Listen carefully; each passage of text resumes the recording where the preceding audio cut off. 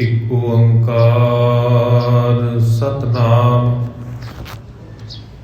ਕਰਤਾ ਪੁਰਖ ਨਿਰਭਉ ਨਿਰਵੈਰ ਅਕਾਲ ਮੂਰਤ ਆਜੂਨੀ ਸੈਭੰ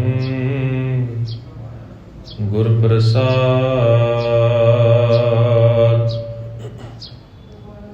ਸ਼੍ਰੀ ਨਾਨਕ ਪਦ ਪੰਕਜ ਬੰਦਨ ਪਦ ਪੰਕਜ ਬੰਦਨਾ ਸਿਮਰੋ ਅੰਗਦ ਦੁਖ ਨਿਕੰਦਨਾ। ਅਮਰਦਾਸ ਗੁਰ ਹਿਰਦੇ ਧਿਆਵੋ ਹਿਰਦੇ ਧਿਆਵੋ। ਸ੍ਰੀ ਗੁਰੂ ਰਾਮਦਾਸ ਗੁਣ ਗਾਵੋ। ਸ੍ਰੀ ਅਰਜਨ ਬਿਘਨਨ ਕੇ ਨਾਸ਼ਕ ਬਿਘਨਨ ਕੇ ਨਾਸ਼ਕ। ਹਰਿ ਗੋਬਿੰਦ ਸੁਭ ਸਮਤ ਪ੍ਰਕਾਸ਼ਕ। ਸ੍ਰੀ ਹਰਿ ਰਾਏ ਨਮੋ ਕਰ ਜੋੜੀ ਨਮੋ ਕਰ ਜੋੜੀ। ਗੁਰ ਹਰਿ ਕ੍ਰਿਸ਼ਨ ਮਨਾਏ ਬਹੋਰੀ।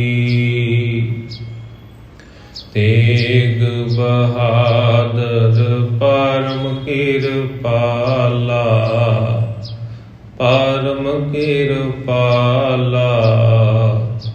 ਸ੍ਰੀ ਗੁਰੂ ਗੋਬਿੰਦ ਸਿੰਘ ਵਿਸਾਲਾ। ਤਰੋਂ ਤਰਾ ਪਰ ਪੁਨ ਪੁਨ ਸੀਸਾ ਪੁਨ ਪੁਨ ਸੀਸਾ। ਬੰਦੋਂ ਬਾਰ ਬਾਰ ਜਗਦੀਸ਼ਾ।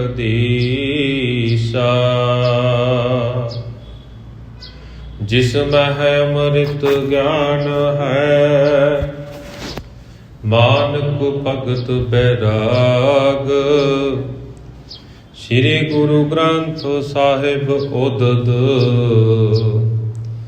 ਬੰਦੋਂ ਕਰ ਅਨੁਰਾਗ। ਏਕ ਓੰਕਾਰਾ ਸਤਿਗੁਰੂ ਤੇ ਪ੍ਰਸਾਦ ਸਤ ਹੋਏ। ਵਾਹਿਗੁਰੂ ਜੀ ਕੀ ਫਤਿਹ। ਬਿਘਨ ਬਿਨਾਸਨ ਸੋਏ। ਵਾਹਿਗੁਰੂ ਜੀ ਕੀ ਫਤਿਹ।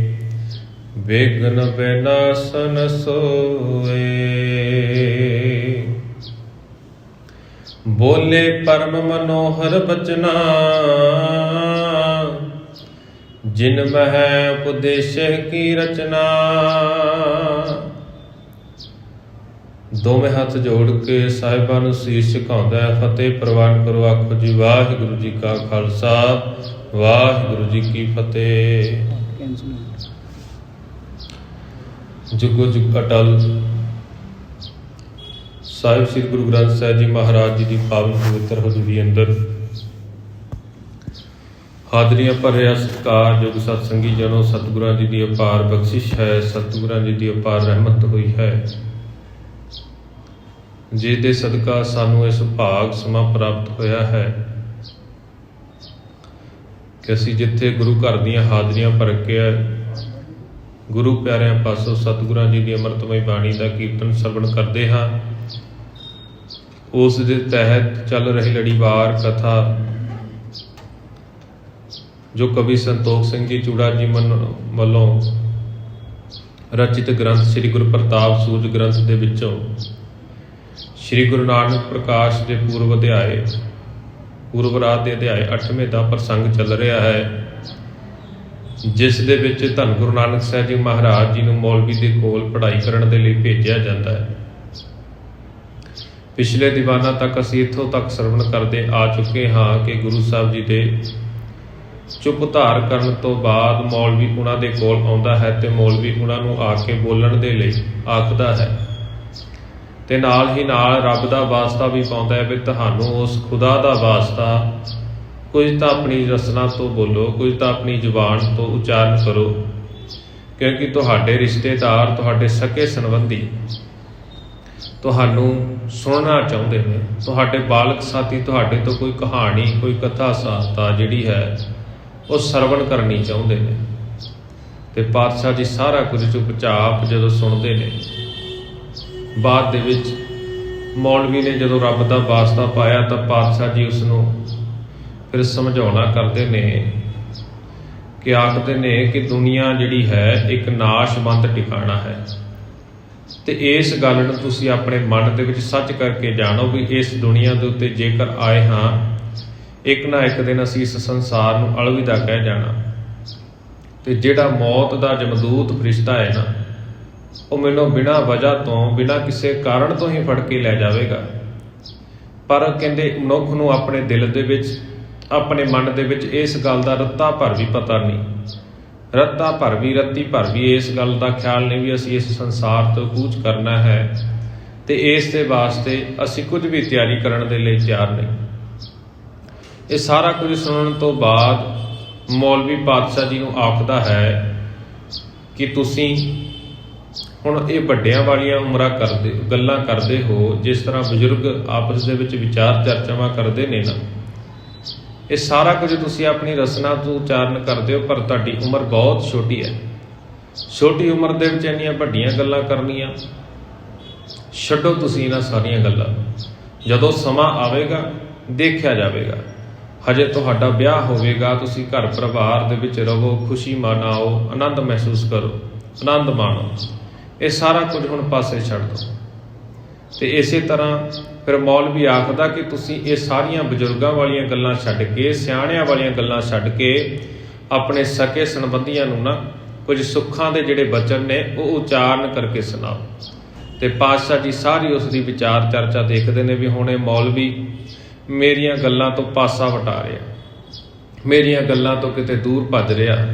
ਤੇ ਇਸ ਕਰਕੇ ਇਸਨੇ ਜਿਹੜੀ ਹੈ ਬੇਮੁਖਤਾ ਵਾਲੀ ਸ਼ਬਦਾਵਲੀ ਜਿਹੜੀ ਹੈ ਨਾ, ਕੋਈ ਗੱਲਬਾਤ ਸੁਣੀ ਹੈ, ਬੇਮੁਖਤਾ ਦੇ ਨਾਲ ਇਹ ਜਵਾਬ ਕਰ ਰਿਹਾ, ਭਾਵ ਇਸ ਤੋਂ ਕੰਨੀ ਕਤਰਾ ਰਿਹਾ। ਹੁਣ ਪਾਤਸ਼ਾਹ ਜੀ ਅੱਗੇ ਉਚਾਰਨ ਕਰਦੇ ਨੇ, ਜੋ ਪ੍ਰਸੰਗ ਚੱਲ ਰਿਹਾ ਉਸ ਨੂੰ ਲੜੀਵਾਰ ਪ੍ਰਸੰਗ ਦੀ ਵਿਚਾਰ ਆਰੰਭ ਕਰਨ ਤੋਂ ਪਹਿਲਾਂ ਆਓ ਆਪਣੀ ਰਸਨਾ ਤੋਂ ਉਚਾਰਨ ਕਰੀਏ ਧੰਨ ਗੁਰੂ ਨਾਨਕ ਸਾਹਿਬ ਜੀ ਮਹਾਰਾਜ ਜੀ ਦੇ ਚਰਨਾਂ ਦੇ ਵਿੱਚ ਸੀਸ ਝੁਕਾਉਂਦਿਆਂ ਹੋਇਆਂ ਆਪਣੀ ਸੁਰਤ ਦੇ ਵਿੱਚ ਧੰਨ ਗੁਰੂ ਨਾਨਕ ਸਾਹਿਬ ਜੀ ਮਹਾਰਾਜ ਜੀ ਨੂੰ ਚੇਤੇ ਕਰਦੇ ਹਾਜ਼ਰੀ ਲਵਾਈਏ ਜੀ। ਆਖੋ ਜੀ, ਧੰਨ ਧੰਨ ਸਾਹਿਬ ਸ੍ਰੀ ਗੁਰੂ ਨਾਨਕ ਸਾਹਿਬ ਜੀ ਮਹਾਰਾਜ, ਧੰਨ ਧੰਨ ਸਾਹਿਬ ਸ੍ਰੀ ਗੁਰੂ ਨਾਨਕ ਸਾਹਿਬ ਜੀ ਮਹਾਰਾਜ।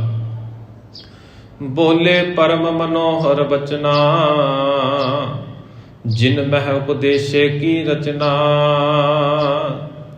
ਤੇ ਕਹਿੰਦੇ ਫਿਰ ਪਾਤਸ਼ਾਹ ਜੀ ਨੇ ਨਾ ਮਨੋਹਰ, ਪਰਮ ਮਨੋਹਰ ਬਚਨਾਂ ਦਾ ਉਚਾਰਨ ਕੀਤਾ।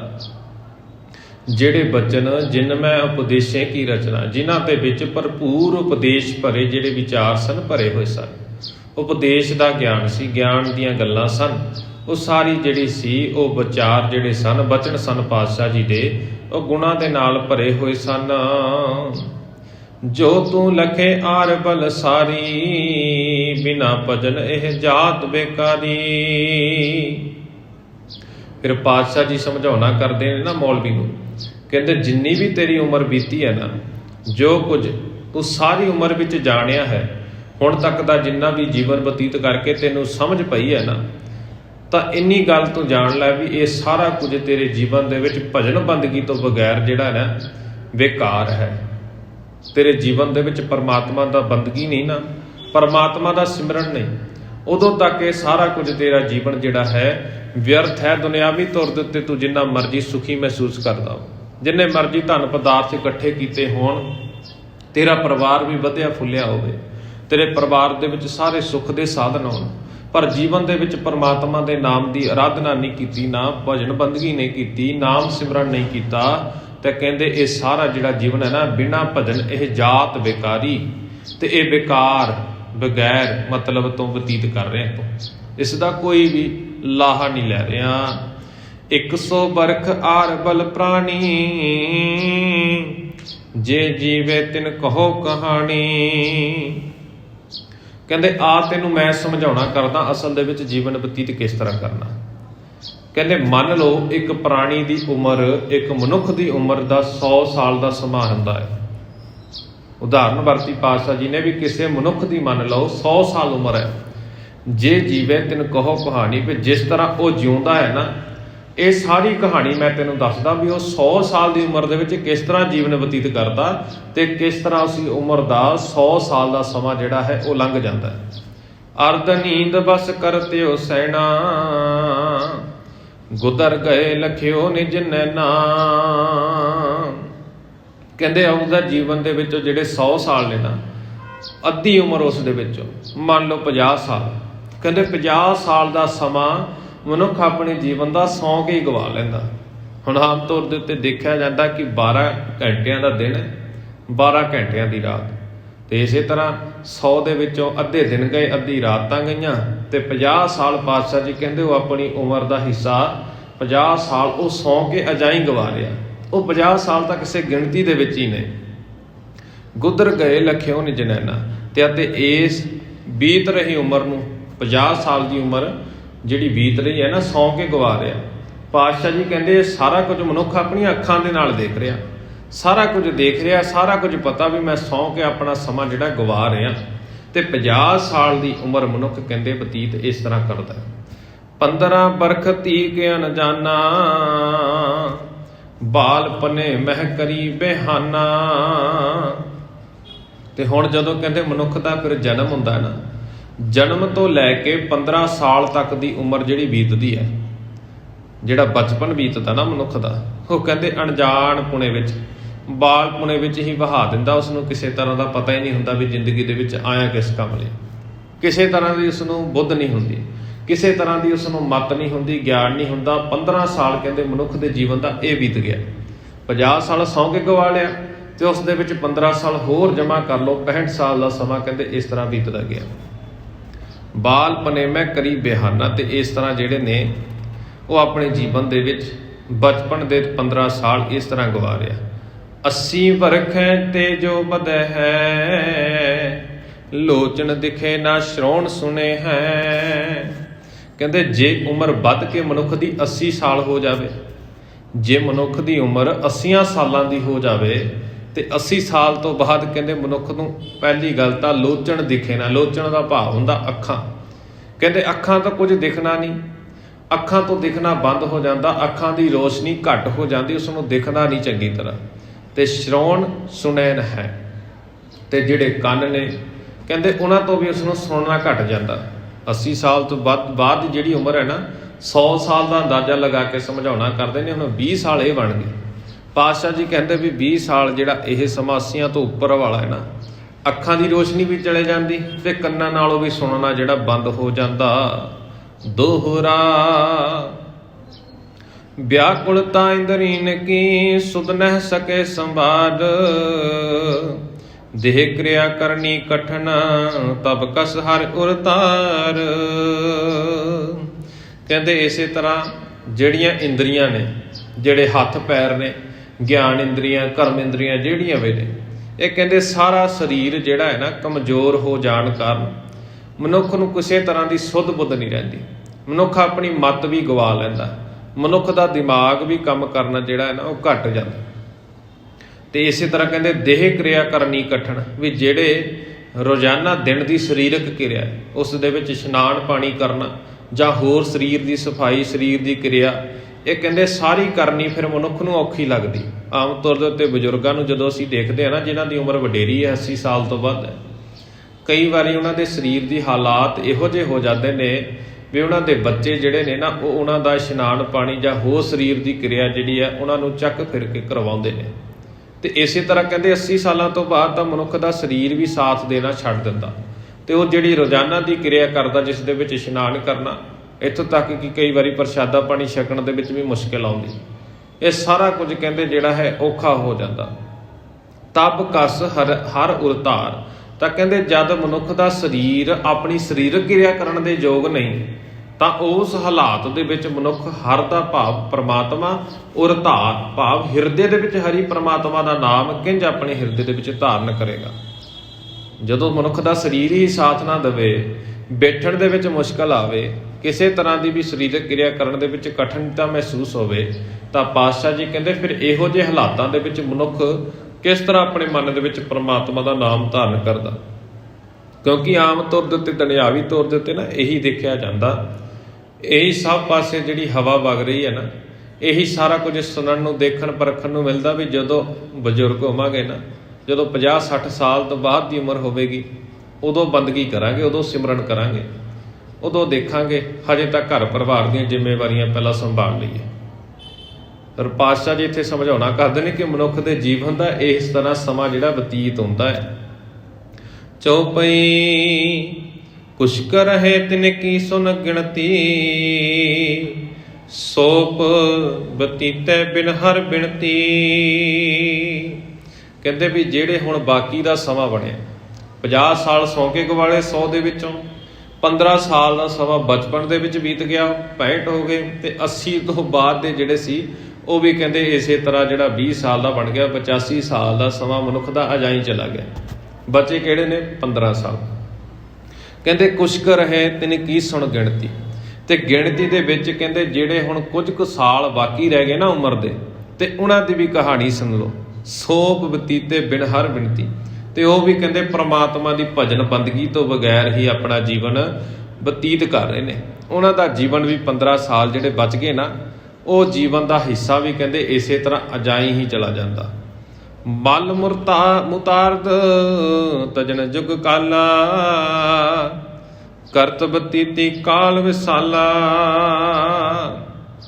ਤੇ ਇਸੇ ਤਰ੍ਹਾਂ ਕਹਿੰਦੇ ਵੀ ਮਨੁੱਖ ਆਪਣੇ ਸਰੀਰ ਦੀ ਕਿਰਿਆ ਕਰਦਾ ਕਰਦਾ ਨਾ, ਸਰੀਰਕ ਕਿਰਿਆ ਕਰਦਾ ਕਰਦਾ, ਮਲ ਮੂਤਰਿਤ ਆਦਿਕ ਜਿੰਨੇ ਵੀ ਸਰੀਰ ਦੇ ਕਾਰਜ ਨੇ, ਇਹ ਸਾਰਾ ਕੁਝ ਕਰਦਿਆਂ ਕਰਦਿਆਂ ਕਹਿੰਦੇ ਆਪਣੇ ਜੀਵਨ ਦਾ ਵੱਡਾ ਹਿੱਸਾ, ਵੱਡੀ ਉਮਰ ਦਾ ਹਿੱਸਾ ਨਾ, ਜਿਹੜੀ ਵੱਡੀ ਉਮਰ ਇਸੇ ਕੰਮਾਂ ਦੇ ਵਿੱਚ ਹੀ ਬਤੀਤ ਕਰ ਦਿੰਦਾ ਹੈ। ਖਾਣ ਪਾਣ ਨਿਤ ਕਰਨ ਬਿਹਾਰਾ, ਹਿਤ ਬਿਨੋਦ ਬਣਤਾ ਸੰਗ ਤਾਰਾ। ਤੇ ਹੁਣ ਜਿਹੜੇ 15 ਸਾਲ ਬਚੇ 100 ਦੇ ਵਿੱਚੋਂ, ਉਹਨਾਂ ਦੇ ਵਿੱਚੋਂ ਕੁਝ ਸਮਾਂ ਕਹਿੰਦੇ ਖਾਣ ਪਾਣ, ਤੇ ਖਾਣ ਪੀਣ ਦਾ ਨਿਤ ਪ੍ਰਤ ਦਾ ਜਿਹੜਾ ਵਿਹਾਰ ਹੈ। ਹੁਣ ਸਾਡਾ ਖਾਣ ਪੀਣ ਵੀ ਤਾਂ ਜ਼ਰੂਰੀ ਹੈ ਨਾ ਸਰੀਰ ਨੂੰ ਚਲਾਉਣ ਦੇ ਲਈ। ਸਵੇਰ ਨੂੰ ਉੱਠਦਾ ਮਨੁੱਖ ਤਾਂ ਸਵੇਰ ਦਾ ਜਿਹੜਾ ਪ੍ਰਸ਼ਾਦਾ ਪਾਣੀ ਹੈ, ਦੁਪਹਿਰ ਦਾ ਪ੍ਰਸ਼ਾਦਾ ਪਾਣੀ, ਫਿਰ ਚਾਹ ਛਕਣਾ, ਰਾਤ ਨੂੰ ਪ੍ਰਸ਼ਾਦਾ ਛਕਣਾ, ਹੋਰ ਕਿੰਨਾ ਕੁਝ। ਜੇ ਮੰਨ ਕੇ ਚੱਲੀਏ ਵੀ ਸਵੇਰ ਦਾ ਅਸੀਂ ਮੰਨ ਲਓ ਇੱਕ ਟਾਈਮ ਦਾ ਪ੍ਰਸ਼ਾਦਾ 20 ਮਿੰਟ 'ਚ ਛਕਿਆ, ਤਾਂ ਰੋਜ਼ਾਨਾ ਦਾ 1 ਘੰਟਾ ਇਸੇ ਤਰ੍ਹਾਂ ਬੀਤ ਗਿਆ ਜੇ 3 ਵਾਰੀ ਪ੍ਰਸ਼ਾਦਾ ਛਕਿਆ।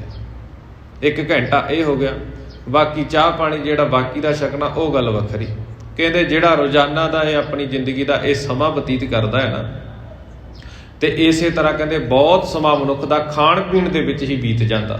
ਹਿਤ ਬਿਨੋਦ ਬਣਤਾ ਸੰਗ ਧਾਰਾ, ਤੇ ਇਸੇ ਤਰ੍ਹਾਂ ਕਹਿੰਦੇ ਬਣਤਾ ਦਾ ਭਾਵ ਹੁੰਦਾ ਇਸਤਰੀ ਪਤਨੀ, ਤੇ ਬਾਕੀ ਦਾ ਕੁਝ ਸਮਾਂ ਜਿਹੜਾ ਬਚਿਆ ਉਸ ਦੇ ਵਿੱਚ ਆਪਣੇ ਘਰ ਪਰਿਵਾਰ ਨੂੰ ਵੀ ਦੇਖਣਾ, ਇਸਤਰੀ ਦੇ ਸੰਗ।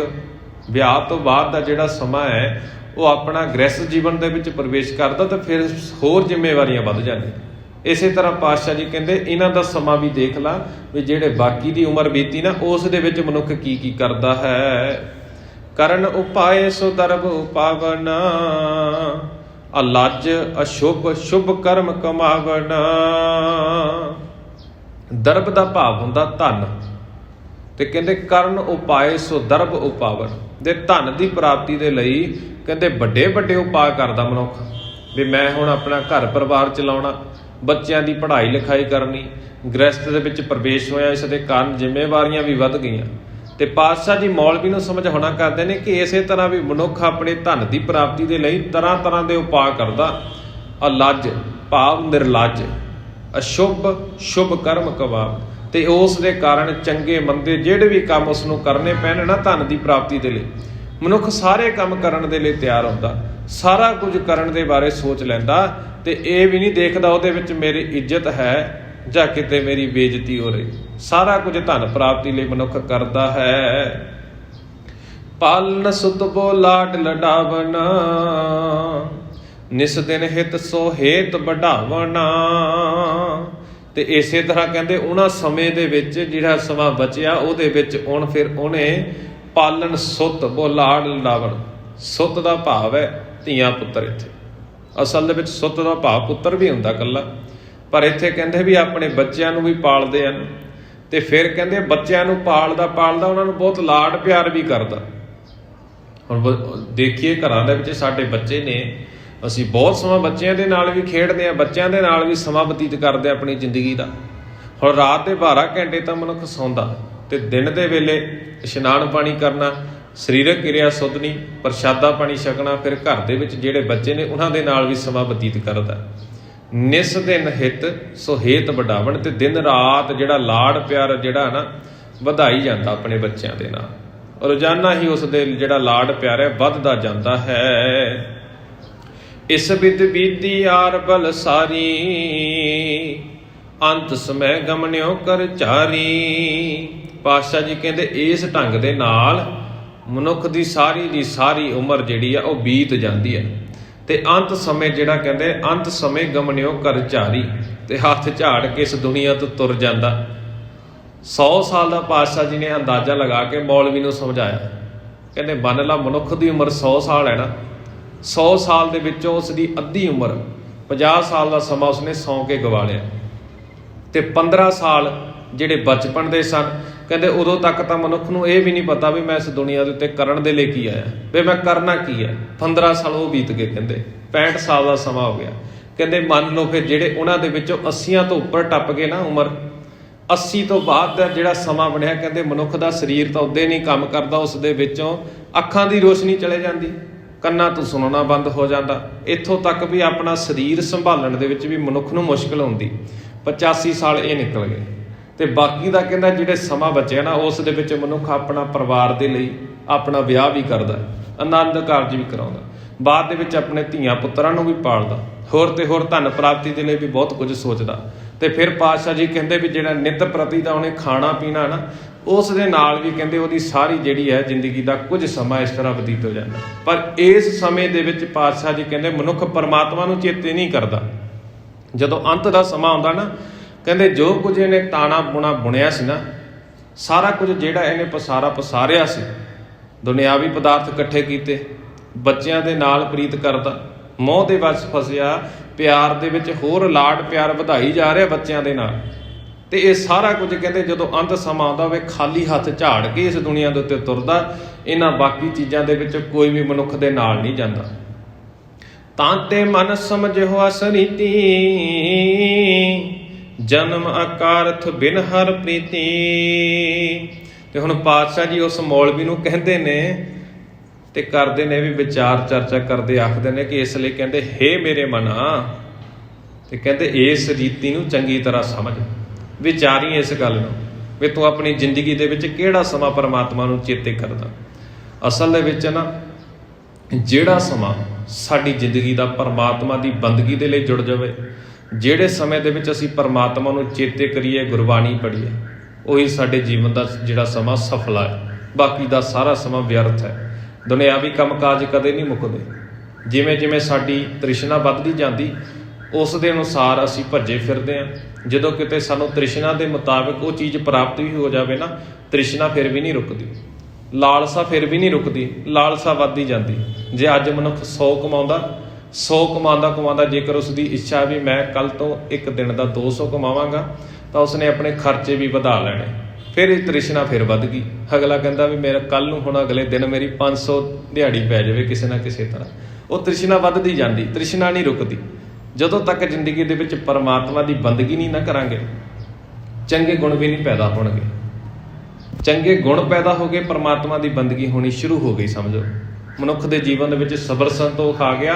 ਫਿਰ ਜਿਹੜਾ ਇੱਕ ਦਿਨ ਦੇ ਵਿੱਚ 100 ਦੀ ਕਮਾਈ ਕਰਦਾ, ਉਹਦੇ ਵਿੱਚ ਵੀ ਉਹਨੂੰ ਬਰਕਤਾਂ ਦਿਖਣਗੀਆਂ, ਉਹਦੇ ਵਿੱਚ ਵੀ ਉਸਦਾ ਘਰ ਦਾ ਗੁਜ਼ਾਰਾ ਵਧੀਆ ਸਬਰ ਸੰਤੋਖ ਦੇ ਨਾਲ ਬਤੀਤ ਹੋਵੇਗਾ। ਤੇ ਹਮੇਸ਼ਾ ਉਸਦੇ ਚਿਹਰੇ ਤੋਂ ਪਰਮਾਤਮਾ ਦਾ ਸ਼ੁਕਰਾਨਾ ਤੇ ਹਮੇਸ਼ਾ ਚੜ੍ਹਦੀ ਕਲਾ ਦੇ ਨਾਲ ਜੀਵਨ ਬਤੀਤ ਕਰੇਗਾ। ਪਾਤਸ਼ਾਹ ਜੀ ਕਹਿੰਦੇ ਵੀ ਇਸ ਕਰਕੇ ਹੇ ਮੇਰੇ ਮਨਾ, ਤੂੰ ਇਸ ਦੁਨਿਆਵੀ ਰੀਤ ਨੂੰ ਸਮਝ, ਤੈਨੂੰ ਸਮਝਾਉਣਾ ਕੀਤਾ ਮੈਂ, ਇਸ ਨੂੰ ਗੱਲ ਨੂੰ ਪੱਲੇ ਬੰਨ੍ਹ ਲਾ। ਜਨਮ ਅਕਾਰਥ ਬਿਨ ਹਰ ਪ੍ਰੀਤੀ ਕੇ, ਪਰਮਾਤਮਾ ਦੀ ਪ੍ਰੀਤ ਤੋਂ ਬਿਨਾ ਇਹ ਸਾਰੇ ਜਿਹੜੇ ਕਾਰਜ ਕਰਦਾ ਹੈ ਨਾ, ਸਾਰੇ ਦੇ ਸਾਰੇ ਜਿਹੜੇ ਵਿਅਰਥ ਨੇ, ਤੇ ਤੇਰਾ ਜਨਮ ਜਿਹੜਾ ਹੈ ਬੇਅਰਥ ਹੀ ਬਤੀਤ ਹੋ ਰਿਹਾ। ਇਸ ਜਨਮ ਦਾ ਕੋਈ ਵੀ ਅਰਥ ਨਹੀਂ ਨਿਕਲਦਾ ਵੀ ਕਿੰਨੀ ਤੂੰ ਧਨ ਦੌਲਤ ਇਕੱਠੀ ਕਰ ਲਈ, ਕਿੰਨਾ ਪੁੱਤਰਾਂ ਦੇ ਨਾਲ ਜਾਂ ਸਕੇ ਸੰਬੰਧੀਆਂ ਦੇ ਨਾਲ ਤੂੰ ਰਿਸ਼ਤੇ ਨਿਭਾਉਂਦਾ ਫਿਰਦਾ, ਇਹ ਮਾਇਨੇ ਨਹੀਂ ਰੱਖਦਾ। ਮਾਇਨੇ ਰੱਖਦਾ ਤੂੰ ਪਰਮਾਤਮਾ ਦੇ ਨਾਲ ਕਿੰਨਾ ਜੁੜਿਆ ਹੈ। ਹੇਤ ਪਦਾਰਥ ਅਮੁੱਲ ਜਿਸ ਵਾਸਾ, ਗਿਓ ਹਾਰ ਅਸ ਢਾਲਿਓ ਪਾਸਾ।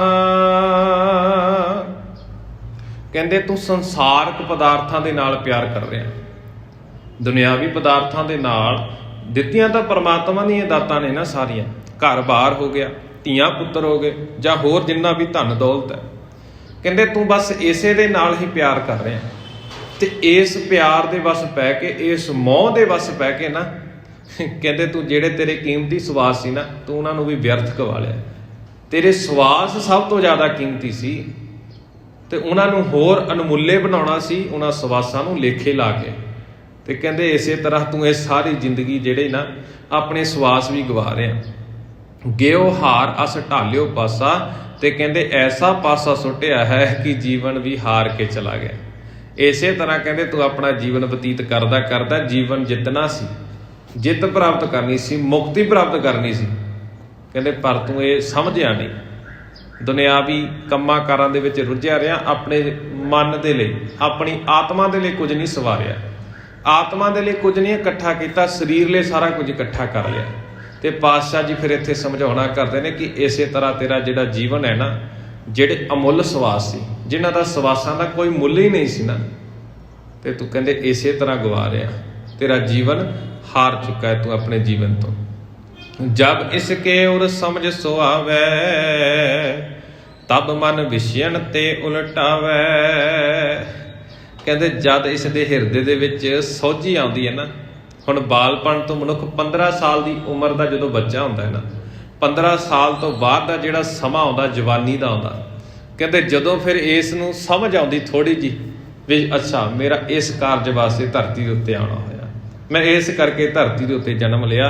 ਫਿਰ ਪਾਤਸ਼ਾਹ ਜੀ ਕਹਿੰਦੇ ਵੀ ਥੋੜ੍ਹੀ ਥੋੜ੍ਹੀ ਜਦੋਂ ਸਮਝ ਵੀ ਆਉਂਦੀ ਨਾ, ਫਿਰ ਮਨੁੱਖ ਤਬ ਮਨ ਵਿਸ਼ਿਆਣ ਤੇ ਉਲਟਾਵੇ, ਤੇ ਕਹਿੰਦੇ ਇਹਦਾ ਜਿਹੜਾ ਮਨ ਹੈ ਨਾ, ਵਿਸ਼ਿਆਂ ਵਿਕਾਰਾਂ ਦੀ ਮੈਲ ਦੇ ਵਿੱਚ ਉਲਟ ਪਾਸੇ ਨੂੰ ਤੁਰ ਪੈਂਦਾ, ਫਿਰ ਵੀ ਨਹੀਂ ਸਮਝਦਾ। ਬਚਪਨ ਤਾਂ ਬੀਤ ਗਿਆ ਜਾਈ, ਬਚਪਨ ਦੇ ਵਿੱਚ ਤਾਂ ਸੋਝੀ ਨਹੀਂ ਸੀ, ਜਦੋਂ ਜਵਾਨੀ ਆਈ, ਜਵਾਨੀ ਦੇ ਵਿੱਚ ਵੀ ਇਹਨੇ ਵਿਸ਼ਿਆਂ ਵਿਕਾਰਾਂ ਦੀ ਮੈਲ ਦੇ ਵਿੱਚ ਪੈ ਕੇ ਆਪਣਾ ਮਨ ਨੂੰ ਮੈਲਾ ਕਰਕੇ ਆਪਣਾ ਜੀਵਨ ਇਸ ਪਾਸੇ ਨੂੰ ਲਾ ਦਿੱਤਾ। ਹਜੇ ਵੀ ਨਹੀਂ ਕਹਿੰਦੇ ਤੁਰਨ ਦੇ ਲਈ ਤਿਆਰ ਹੋਇਆ, ਤੇ ਇਸ ਮੈਲ ਦੇ ਵਿੱਚ, ਇਹਨਾਂ ਵਿਸ਼ਿਆਂ ਵਿਕਾਰਾਂ ਦੇ ਵਿੱਚ ਇਹ ਮਨੁੱਖ ਉਲਝ ਜਾਂਦਾ ਹੈ। ਕਰੇ ਬੰਦਗੀ ਪੇਸ਼ ਖੁਦਾਏ, ਜੋ ਮੈਂ ਤੁਮ ਸੋ ਕਹੋ ਸੁਨਾਏ। ਤੇ ਹੁਣ ਪਾਤਸ਼ਾਹ ਜੀ ਬਚਪਨ ਦੇ ਵਿੱਚ 6-7 ਸਾਲ ਦੀ ਉਮਰ ਦੇ ਵਿੱਚ ਮੌਲਵੀ ਨੂੰ ਕਹਿੰਦੇ ਨੇ, ਕਹਿੰਦੇ ਕਰੇ ਬੰਦਗੀ ਪੇਸ਼ ਖੁਦਾਏ, ਕਿ ਇੱਕ ਮਨੁੱਖ ਨੂੰ ਖੁਦਾ ਦੀ ਬੰਦਗੀ ਕਿਵੇਂ ਕਰਨੀ ਚਾਹੀਦੀ ਹੈ, ਖੁਦਾ ਦੀ ਬੰਦਗੀ ਕਿਸ ਤਰ੍ਹਾਂ ਕੀਤੀ ਜਾ ਸਕਦੀ ਹੈ। ਕਹਿੰਦੇ ਜਿਉਂ ਮੈਂ ਤੁਮ ਸੋ ਕਹੋ ਸੁਨਾਏ, ਚੰਗੀ ਤਰ੍ਹਾਂ ਹੁਣ ਕੰਨ ਖੋਲ ਕੇ ਕਹਿੰਦੇ ਮੇਰੀ ਗੱਲ ਸੁਣ, ਮੈਂ ਤੈਨੂੰ ਦੱਸਦਾ ਕਿ ਪਰਮਾਤਮਾ ਦੀ ਬੰਦਗੀ ਅਸਲ ਦੇ ਵਿੱਚ ਕਿਸ ਤਰ੍ਹਾਂ ਕੀਤੀ ਜਾਂਦੀ। ਤੇ ਹੁਣ ਮੌਲਵੀ ਵੀ ਦੇਖਦਾ ਹੋਣਾ ਵੀ ਇਹ ਤਾਂ ਇਹਦੇ ਨਾਲੋਂ ਚੁੱਪ ਹੀ ਚੰਗੇ ਸੀ, ਕਿਉਂਕਿ ਪਾਤਸ਼ਾਹ ਜੀ ਨੂੰ ਰੱਬ ਦਾ ਵਾਸਤਾ ਪਾ ਕੇ ਕਹਿੰਦਾ ਵੀ ਕੁਝ ਤਾਂ ਬੋਲੋ। ਹੁਣ ਜਦੋਂ ਬੋਲੇ ਤਾਂ ਪਾਤਸ਼ਾਹ ਜੀ ਕਹਿੰਦੇ ਮੇਰੀ ਗੱਲ ਕੰਨ ਖੋਲ ਕੇ ਸੁਣੀ, ਤੇਰੀ ਉਮਰ ਬੀਤੀ ਹੈ ਨਾ, ਜਿਹੜੀ ਤੂੰ ਉਮਰ ਬਤੀਤ ਕੀਤੀ ਹੈ, ਤੂੰ ਮੈਨੂੰ ਇੱਕ ਗੱਲ ਦੱਸ ਦੇ ਵੀ ਭਜਨ ਬੰਦਗੀ ਤੋਂ ਬਿਨਾਂ ਵੀ ਤੇਰਾ ਜੀਵਨ ਕਿੰਨਾ ਕੁ ਸਫਲ ਹੋ ਗਿਆ। ਭਜਨ ਬੰਦਗੀ ਤੋਂ ਬਿਨਾਂ ਤੇਰਾ ਜੀਵਨ ਜਿਹੜਾ ਸੀ ਉਹ ਬੇਕਾਰ ਹੈ, ਵਿਅਰਥ ਹੈ। ਤੇ ਹੁਣ ਪਾਤਸ਼ਾਹ ਜੀ ਸਾਰਾ ਕੁਝ ਉਹਨੂੰ ਸਮਝਾਉਂਦੇ ਸਮਝਾਉਂਦੇ ਹੁਣ ਇੱਥੋਂ ਤੱਕ ਪਹੁੰਚਦੇ ਨੇ ਵੀ ਤੈਨੂੰ ਮੈਂ ਦੱਸਦਾ ਵੀ ਬੰਦਗੀ ਕਿਸ ਤਰ੍ਹਾਂ ਕਰਨੀ।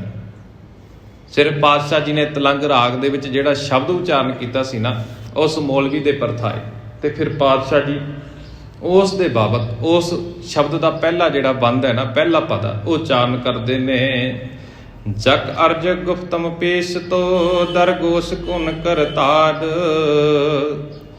ਹੱਕਾ ਕਬੀਰ ਕਰੀਮ ਤੂੰ ਬੇਐਬ ਪਰਵਦਗਾਰ। ਕਿ ਮੈਂ ਤੇਰੇ ਸਾਹਮਣੇ ਇੱਕ ਬੇਨਤੀ ਉਚਾਰਨ ਕਰਦਾ, ਉਸ ਪਰਮਾਤਮਾ ਨੂੰ ਸੰਬੋਧਨ ਹੋ ਕੇ ਕਹਿੰਦੇ ਨੇ, ਹੇ ਮੇਰੇ ਪਰਮਾਤਮਾ, ਮੈਂ ਤੇਰੇ ਅੱਗੇ ਇੱਕ ਬੇਨਤੀ ਕਰਦਾ, ਹੇ ਮੇਰੇ ਸਿਰਜਣਹਾਰ, ਤੇ ਮੇਰੀ ਇਸ ਬੇਨਤੀ ਨੂੰ ਸੁਣ। ਤੂੰ ਸੱਚਾ ਹੈ, ਵੱਡਾ ਹੈ, ਦਿਆਲੂ ਹੈ, ਤੇ ਪਾਪਾਂ ਦਾ ਨਿਪਟਾਰਾ ਕਰਨ ਵਾਲਾ ਹੈ। ਤੇ ਸਾਰਿਆਂ ਦੀ ਪਾਲਣਾ ਕਰਨ ਵਾਲਾ ਹੈ। ਤੇ ਫਿਰ ਹੁਣ ਪਾਤਸ਼ਾਹ ਜੀ ਉਸ ਮੌਲਵੀ ਨੂੰ ਸਮਝਾਉਣ ਲੱਗੇ ਵੀ ਹੁਣ ਤੂੰ ਦੇਖ ਵੀ ਬੰਦਗੀ ਕਿਸ ਤਰ੍ਹਾਂ ਕਰਨੀ। ਦੋਹਰਾ ਅਰਜ਼ ਕਹੋ ਅਗਰਜ ਪ੍ਰਭੂ ਸੁਣੀਏ ਦੈ ਕਰ ਕਾਨ, ਹੱਕ ਕਬੀਰ ਕਰੀਮ ਤੋਂ ਦੇਹ ਨਾਮ ਕੋ ਦਾਨ। ਹੁਣ ਪਾਤਸ਼ਾਹ ਜੀ ਸਮਝਾਉਣਾ ਕਰਦੇ ਨੇ ਮੌਲਵੀ ਨੂੰ, ਹੇ ਪ੍ਰਭੂ, ਉਸ ਪਰਮਾਤਮਾ ਨੂੰ ਸੰਬੋਧਨ ਹੋ ਕੇ ਆਖਦੇ ਨੇ ਮੌਲਵੀ ਦੇ ਸਾਹਮਣੇ ਵੀ ਹੇ ਪ੍ਰਭੂ, ਮੈਂ ਤੇਰੇ ਸਾਹਮਣੇ ਕਹਿੰਦੇ ਇੱਕ ਅਰਜ਼ੋਈ ਕਰਨ ਲੱਗਾ, ਤੇਰੇ ਚਰਨਾਂ ਦੇ ਵਿੱਚ ਢਹਿ ਪਿਆ, ਬੇਨਤੀ ਕਰਨ ਲੱਗਾ, ਅਰਦਾਸ ਕਰਨ ਲੱਗਾ। ਕਹਿੰਦੇ ਸੁਣੀਏ ਤੈ ਕਰ ਕਾਣ, ਵੀ ਕੰਨਾਂ ਦੇ ਨਾਲ ਮੌਲਵੀ ਜੀ ਹੁਣ ਤੁਸੀਂ ਵੀ ਸੁਣ ਲਓ। ਹੱਕ ਕਬੀਰ ਕਰੀਮ ਤੂੰ ਦੇਹ ਨਾਮ ਕੋ ਦਾਨ, ਕਹਿੰਦੇ ਤੂੰ ਸੱਚਾ, ਵੱਡਾ ਅਤੇ ਦਿਆਲੂ ਹੈ, ਤੇ ਮੈਨੂੰ ਕੀ ਬਖਸ਼ਿਸ਼ ਕਰ, ਨਾਮ ਦੀ ਦਾਤ ਬਖਸ਼ਿਸ਼ ਕਰ।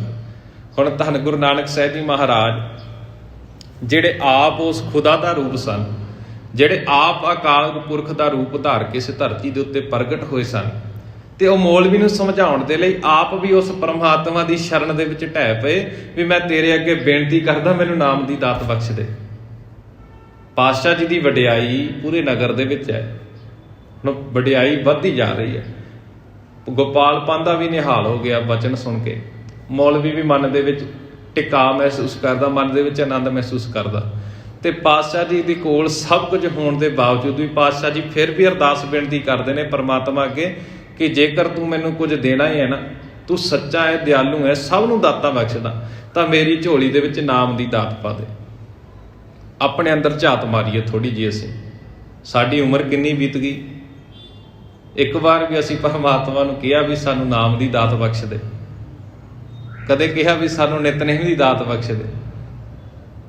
ਪਤਾ ਵੀ ਹੈ ਵੀ ਸਾਡਾ ਇਹ ਜਿਹੜਾ ਹੈ ਰੋਜ਼ਾਨਾ ਦਾ ਨੇਮ ਹੈ, ਸਾਨੂੰ ਹੁਕਮ ਹੈ ਪਾਤਸ਼ਾਹ ਦਾ, ਹਰੇਕ ਸਿੱਖ ਅੰਮ੍ਰਿਤ ਵੇਲੇ ਉੱਠੇ, ਇਸ਼ਨਾਨ ਪਾਣੀ ਕਰਕੇ ਆਪਣੀ ਸਰੀਰ ਕਿਰਿਆ ਸੋਧ ਕੇ ਨਿਤਨੇਮ ਦੀਆਂ ਬਾਣੀਆਂ ਦਾ ਜਪ ਕਰੇ। ਪਰ ਅਸੀਂ ਕੰਨੀ ਕੁਤਰਾਉਂਦੇ ਹਾਂ, ਫਿਰ ਵੀ ਪਾਤਸ਼ਾਹ ਦੇ ਅੱਗੇ ਰਜੋਈ ਨਹੀਂ ਕਰਦੇ ਵੀ ਸਾਨੂੰ ਦਾਤ ਬਖਸ਼ ਦੇ। ਗੁਰੂ ਨਾਨਕ ਸਾਹਿਬ ਜੀ ਮਹਾਰਾਜ ਬਚਪਨ ਦੇ ਵਿੱਚ ਹੀ ਮੌਲਵੀ ਨੂੰ ਸਮਝਾਉਣ ਦੀ ਖਾਤਰ ਵੀ ਅਰਦਾਸ ਬੇਨਤੀ ਕਰ ਰਹੇ ਵੀ ਮੈਂ ਦੇਖ ਲੈ ਰੱਬ ਦੇ ਅੱਗੇ ਅਰਦਾਸ ਬੇਨਤੀ ਕਰਦਾ, ਤੈਨੂੰ ਮੈਂ ਦੱਸਦਾ ਪਰਮਾਤਮਾ ਦੀ ਬੰਦਗੀ ਕਿਸ ਤਰ੍ਹਾਂ ਕਰਨੀ, ਤੈਨੂੰ ਮੈਂ ਦੱਸਦਾ ਵੀ ਪਰਮਾਤਮਾ ਨੂੰ ਚੇਤੇ ਕਿਸ ਤਰ੍ਹਾਂ ਕਰਨਾ, ਆਪਣਾ ਜੀਵਨ ਕਿਸ ਤਰ੍ਹਾਂ ਬਤੀਤ ਕਰਨਾ। ਤੇ ਹੁਣ ਪਹਿਲੀ ਬੇਨਤੀ ਪਾਤਸ਼ਾਹ ਜੀ ਨੇ ਇਹੀ ਕੀਤੀ ਵੀ ਮੇਰੀ ਝੋਲੀ ਨਾਮ ਦੀ ਦਾਤ ਪਾ ਦੇ। ਮੈਂ ਇੱਕ ਬੇਨਤੀ ਕਰਨੀ ਚਾਹੁੰਦਾ, ਜਦੋਂ ਅਸੀਂ ਦੁਨਿਆਵੀ ਦੌਲਤਾਂ ਦੇ ਮਗਰ, ਦੁਨਿਆਵੀ ਪਦਾਰਥਾਂ ਦੇ ਮਗਰ ਭੱਜੇ ਫਿਰਾਂਗੇ ਨਾ, ਜੇ ਆ ਕੇ ਅਸੀਂ ਦੁਨਿਆਵੀ ਪਦਾਰਥ ਵੀ ਮੰਗ ਲਏ, ਇਸ ਦੇ ਵਿੱਚ ਕੋਈ ਸ਼ੱਕ ਨਹੀਂ, ਕੋਈ ਦੁਹਰਾਏ ਨਹੀਂ ਵੀ ਪਰਮਾਤਮਾ ਸਾਨੂੰ ਕੋਈ ਦਾਤ ਨਹੀਂ ਦਿੰਦਾ ਜਾਂ ਗੁਰੂ ਸਾਨੂੰ ਦਾਤ ਨਹੀਂ ਬਖਸ਼ੇਗਾ।